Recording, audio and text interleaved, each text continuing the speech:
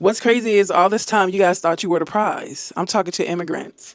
You thought you were the prize. I kept telling you you were being used. You were never the prize. It's been a big payback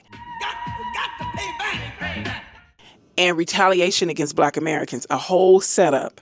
They brought you here from a poor country, exposed you to all this wealth so they could control you because they know that once you get a taste of this wealth coming from a poor ass country, you were going to do what they want you to do. They could never control us, but they Affects could African control Americans you. in a very Listen to interesting way, this. which is actually both the universities and the corporate employers are literally, this is true, they literally import Africans so that they don't have to hire African Americans because they still count as black. There was a great story. The thing that woke me up to this, there was a story in the New York Times 20 years ago about Harvard.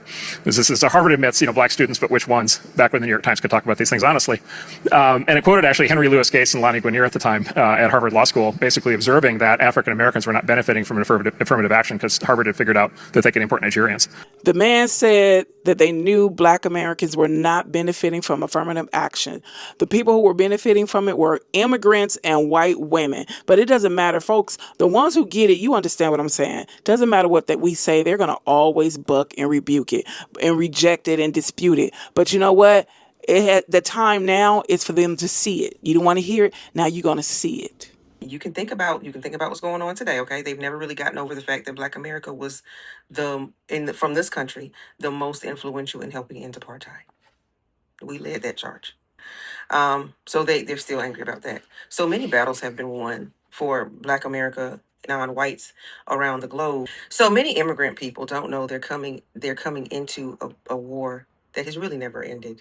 Now, so because Black America won those battles, they said, okay, we're going to use the battle that they won against them. So what we're going to do is we're going to always try and hire and elevate all immigrants over Black America. Okay.